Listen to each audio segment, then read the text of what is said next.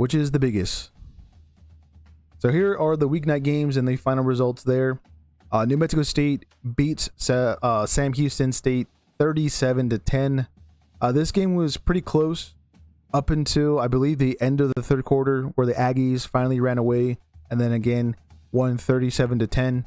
Sam Houston State winless so far this season under their new head coach, Phil Longo. I think it's kind of expected with the new head coach to not be winning, I guess. But hopefully they find their first win soon. Hopefully soon, because they're definitely going to be out of a bowl game if they don't turn it around there for the Bearcats. Another game in Conference USA, and unfortunately we got it wrong as well. That was Western Kentucky heading up to Delaware to take on the Fighting Blue Hens and win 27-24. This game could have went either way, and I think it was a touchdown to actually be the difference there for why the Tops topped the Blue Hens there on the road. A game that we talked about in the ranked section, USF blowing out Charlotte 54-26. Just a complete beatdown there in Tampa. Another game that happened on Friday, that's New Mexico heading over to Northern California to take on San Jose State. The Lobos lose 35-28 to the Spartans. And if I'm also not mistaken on this one, it was a little bit of a comeback from New Mexico, but they come up short again, 35-28. We keep moving to one of the ranked teams, and that is BYU hosting West Virginia. The Mountaineers lose 38-24. Could have been worse. Could have been worse for West Virginia, but they salvaged some points there at the end. As we continue to San Diego State, the final game on a weeknight, hosting Colorado State. The Aztecs put a lot on the Rams, 45-24 there. Yeah, San Diego State's, they're doing all right. They're doing all right. I mean, they obviously shut out Cal earlier in the season, gave the Berkeley Bears their first loss. But getting into Mountain West play, they've been doing pretty decent. As again, they win 45-24. Looks like that quarterback switch for Colorado State isn't working out so well. And we move now into the Saturday morning games or noon, depending on where you are in the country. We start with Georgia hosting Kentucky. They win 35-14. Yeah, a game that Georgia was definitely going to be getting another win against the Wildcats. Didn't get too testy there in Athens. Cincinnati hosts Iowa State. They win 38-30. Almost a blowout. Iowa State putting up a decent fight, as they were a ranked team going into that. Top 10 here at your Sports Outpost. But again, injuries in too many areas, and why they come up short there on the road. Pitt hosted Boston College, and they blow out the Eagles 48-7. I was a little surprised with the scoreline. The Panthers were only favored by 6.5 points. Yeah, they more than covered, and things are not good for Boston College at the moment. They are just getting outplayed by too many teams they should not be getting outplayed by. A team that also got outplayed, North Carolina, hosting Clemson. This one also got pretty ugly. It's not good when you see crowds leaving early. Could have been worse. Ends up only being 38-10. Clemson wins there again in Chapel Hill, and Bill Belichick in his first season, not a good start. As we continue, we have Wisconsin heading over to the Big House, playing Michigan. And, well, it was a little closer than I thought it was going to be. 24-10. This is kind of the reason why we don't have Michigan ranked. Just too inconsistent. And Wisconsin is probably one of the worst Big Ten teams. You got to be blowing them out by a hell of a lot more than 2 possessions for sure. That was a surprising game to see that end result again be 24-10. But at least Michigan doesn't fall. Illinois headed down to again West Lafayette. They beat Purdue 43-27. Talked a little bit about that in the top 25 section in the beginning of the stream, or middle part technically. Baylor hosted Kansas State. This was one of the best games from this past weekend. A almost described shootout, but better to describe a complete collapse there at the end. Kansas State should have won this game technically. If I'm not mistaken, there was like a weird play that was called back. The Wildcats had, I think it was Brown, their wide receiver, big play Brown, had a crazy highlight where his helmet got torn off, but he wasn't taken down yet. Ended up, I think, scoring there, or that might have been the play where he got called back. But Baylor coming back, winning 35-34, and you saw some Waco Bear fans doing the choke symbol to some Kansas State. I think it was players. I'm not too sure who they were pointing that at or intending it for. But yeah, it was more of a choke by the Wildcats there on the road as they fall there in the Big 12. One that I watched in the morning, very much enjoyed this game, and that was Navy versus Air Force. The midshipmen win 34-31. Pretty close game at halftime. But Navy just has some stud players. You got obviously Horvath, Heidenreich. You gotta love that last name, the fullback, if I'm not mistaken, for the midshipmen. Then I think Howard, the tight end, coming back from injury there. As kind of prepping myself for the Army-Navy game towards the end of the season and get a little bit more action between the military schools. But not a bad contest, 34-31. It was somewhat close, but I think Navy definitely the better team between them and the Falcons. As we continue through, again, the morning slate or noon slate, depending on where you are, involves another military academy, and that's Army beating UAB there in Alabama 31-13. Not a good day for Trent Dilford. I think he has like more than a dozen losses as the UAB coach now by double digits. And yeah, UAB with that project experiment with Dilford doesn't look like it's going to work out. One I was very surprised with. I know we saw the Penn State loss, Florida loss. This to me was another big one to kind of mention. Ball State hosts Ohio and beat the Bobcats 20-14. I would consider this game a bit of an upset for at least the MAC Nation. Very surprising to see Ohio lose because of how good they've been so far this year. You know, obviously beating West Virginia. I don't want to say they made it a close game against Ohio State, but they, you know, learned how to play against a really good team. Ball State, yeah, a little surprising to see them come out on top, but it is them at home. And in the 2 seasons that we've been doing this, Ball State hasn't been the best, but yeah, they for me at least pull off an upset against a favorite there in the conference, 20-14. As we continue, Wake Forest headed over to Blacksburg, Virginia to take on Virginia Tech, and they beat the Hokies 30-23. Game we unfortunately got wrong.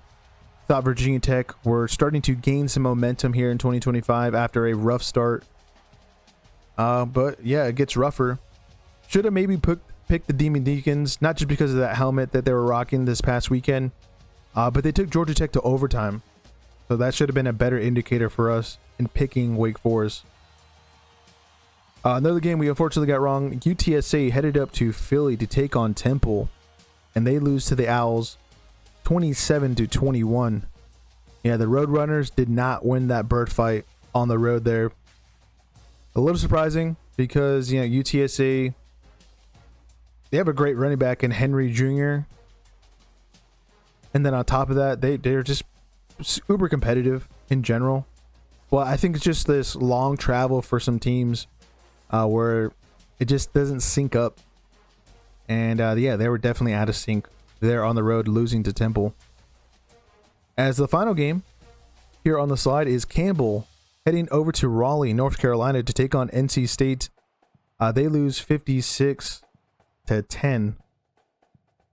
Yeah, and NC State, yeah, they should be beating that FCS school. No problem. As we continue now through to the midday games.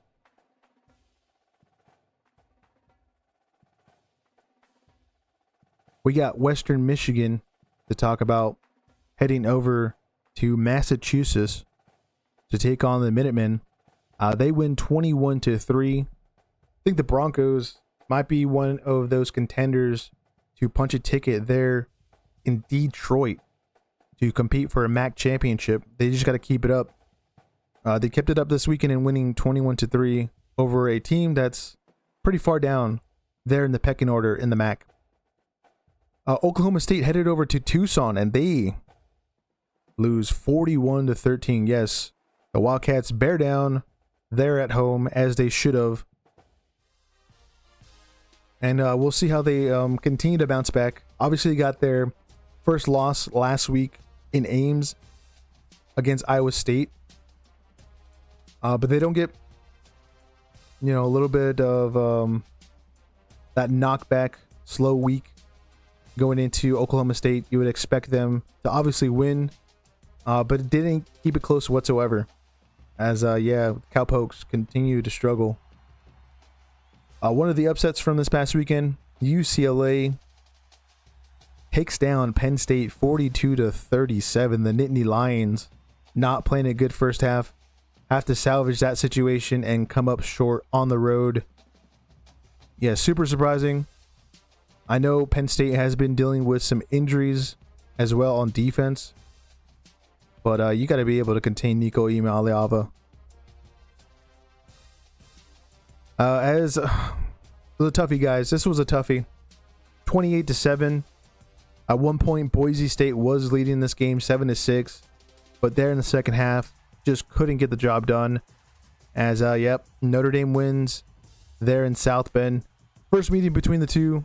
Hopefully, it's not the last.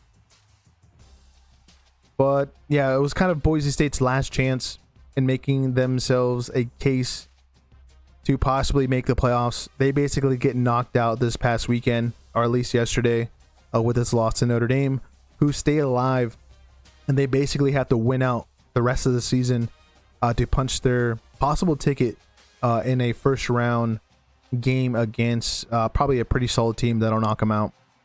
Was a little surprised, though, that their offense struggled so much against Boise State in terms of running the ball.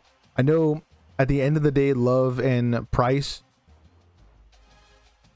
both ended up with over 100 yards, but there in the first half, they just kind of were struggling. Also was expecting them to really light up the scoreboard deep because of Boise's DBs and the way they like to play, putting pressure on the quarterback. If you're putting pressure on the quarterback, you're usually in some sticky situations with man coverage. And CJ Carr didn't really exploit that too much. I know there were some decently explosive plays, but nothing like last week with the Arkansas game in Fayetteville. As we continue, one that we also got wrong, unfortunately, came up just short. One of the few games that went to overtime. Virginia wins there in Louisville against the Cardinals, 30-27. As Cavaliers starting off hot in ACC play there and hand Louisville their first loss of the season. Probably should have happened last week against Pitt there on the road for Louisville. They're going to have to adjust for sure and bounce back, because I believe they go down to Florida State in a couple of weeks, and that'll be a big game to determine who plays in Charlotte for an ACC title. Washington headed all the way across the country to play Maryland and beat the Terps 24-20. This was the biggest comeback, I think, this past weekend. Washington was down, I think it was 20-3 there in the first half. Shut out Maryland there again in the second half, and then come out on top late to win 24-20. pretty good win for Jetfish and his coaching staff there. As we continue through it, we got Oregon State heading all the way also across the country to play Appalachian State. They lose to the Mountaineers 27-23 and continue to lose. They're one of the, I don't know if there's many winless teams, but haven't been able to win a single game. It's probably the roughest 2025 you can have there in Corvallis. Appalachian State, though, did a decent job. I think that Boise State game kind of prepared them to get into this one on the road last week on the blue turf, and were ready for Oregon State and won 27-23 again. One we also got right there, UConn hosting FIU. Huskies win 51-10, and things are going all right for UConn. They don't got too many wins this season, as I believe it's their first one against an FBS school, if I'm not mistaken. They lost to Delaware, Syracuse in overtime. Last week, they lost close to Buffalo. This week, they blow out the Golden Panthers, 51-10. A close game, very close game. James Madison headed down to Atlanta to take on Georgia State and almost fall on the road, but salvage it by winning 14-7. I thought they were going to lose this game. I didn't get to watch it, but just looking at it from like the bunch of scores down the line, I was like, oh damn, the Dukes are in a fight there. I thought it would have been more. If I'm not mistaken, James Madison, where's that margin at that I was going to look at? They were favored by a decent amount. Yeah, 18.5. They don't cover there. I was kind of surprised that their offense couldn't outscore by much more than just one possession. As we continue through this slide, another upset. Talk about Texas going down to Gainesville for the first time since World War II and lose to the Gators 29-21. Texas, their offense, pretty bad in the run department. And that offensive line probably needs to be, they may not reshuffled, but definitely needs some work. Because you shouldn't be losing to Florida at all, under Billy Napier especially. Game we got right. Alabama beats Vanderbilt 30-14. That's a game we've already talked about twice here on the stream earlier in.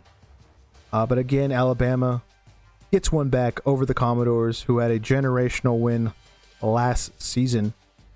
And if I'm not, actually, last year would have been like their first win since the 80s. And then also something that happened this past weekend, UCLA beating Penn State was the first non-win team to upset a top 10 team since 1985. That would have been UTEP beating BYU back again in the 80s.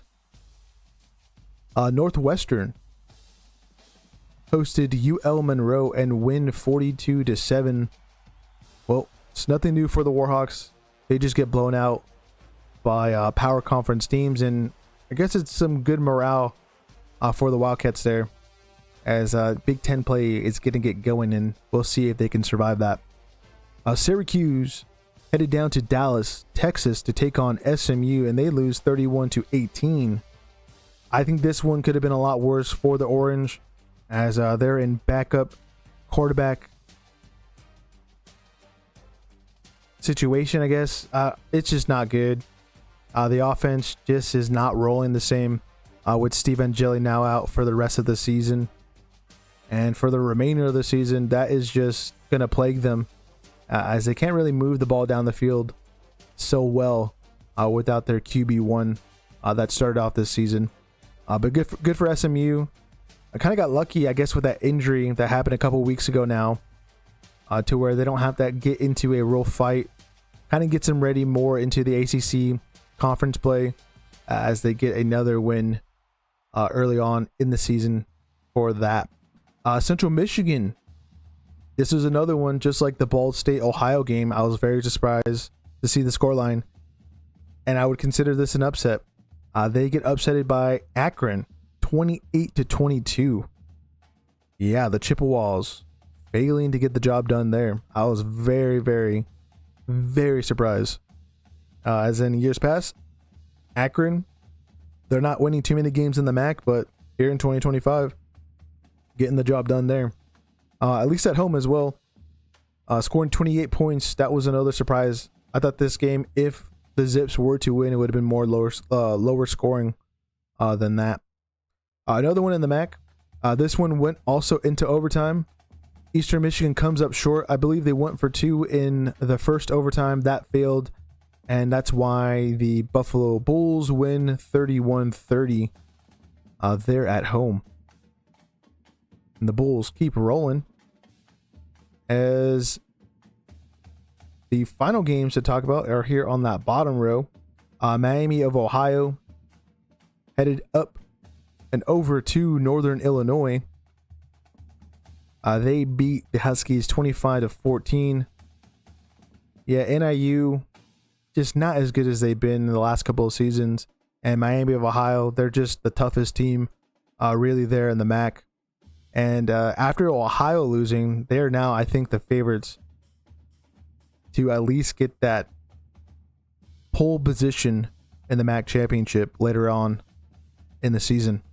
Oklahoma hosted Kent State. They beat the Flashes 44-0 there in Norman. A very decently close game throughout, but Nebraska gets the distance and beats Michigan State 38-27. A little surprised with the scoreline. I thought the Cornhuskers would have blown out the Spartans, but Jonathan Smith and company putting up a decent fight. But Nebraska, at the end of the day, comes out on top.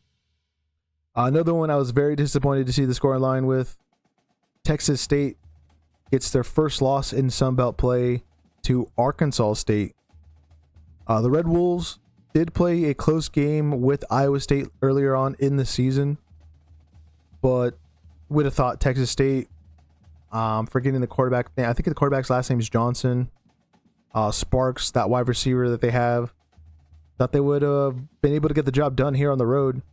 For me, we were talking about this earlier going into this game of Texas State being a favorite to win the West. And yeah, that is just changing the mindset now going forward as they fall 31-30.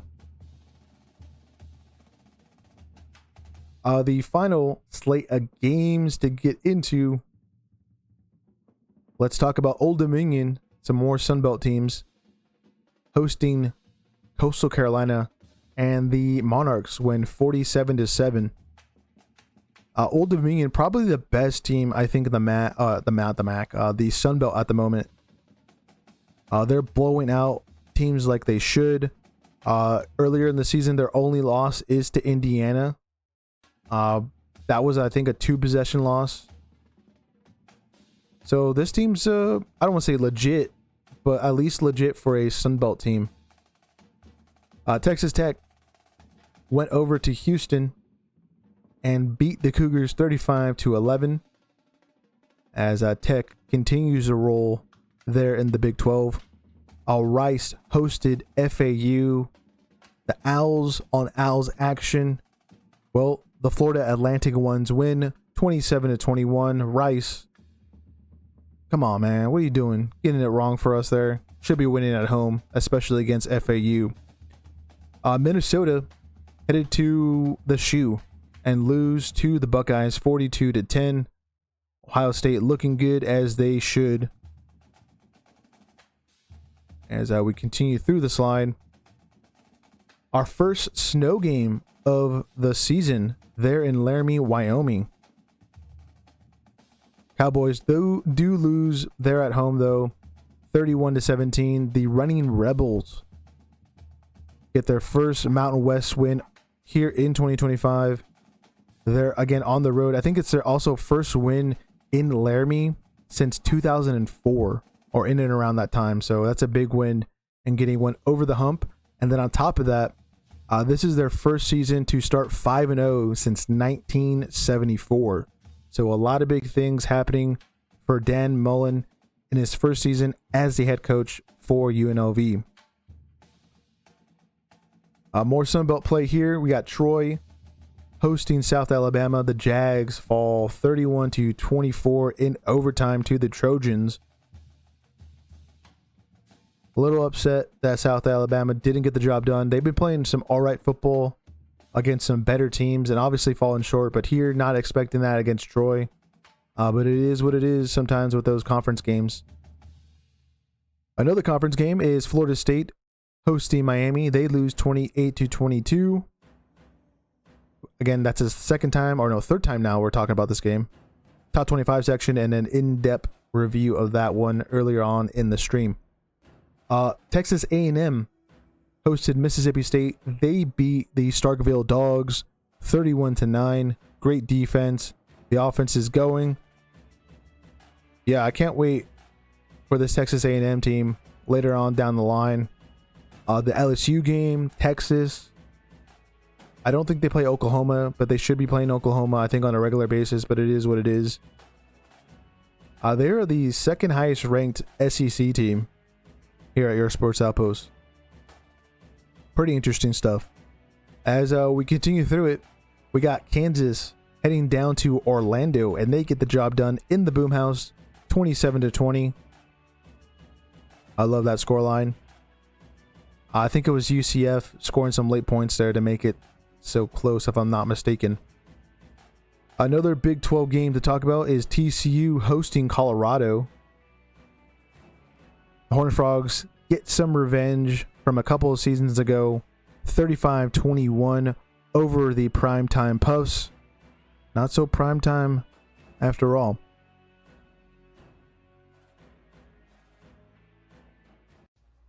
As we have three more here for Week 6 to discuss, and Memphis versus Tulsa is one of those. The Tigers win 45-7 at home. Again, Tulsa pretty bad. Memphis pretty good. The second to last game, and one of the final games to kick off, Fresno State playing Nevada for the final time in conference play. This matchup has been consistently playing each other since 1998. Maybe not happen next season. I'm not too sure what Fresno State's non-conference schedule looks like, but it is a little unfortunate as some of these conference realignment moves kind of end some series that won't continue to happen. But Fresno State wins the final matchup against the Pack, 20-17 there in the Valley. And Fresno State in some pretty decent form in Mountain West play.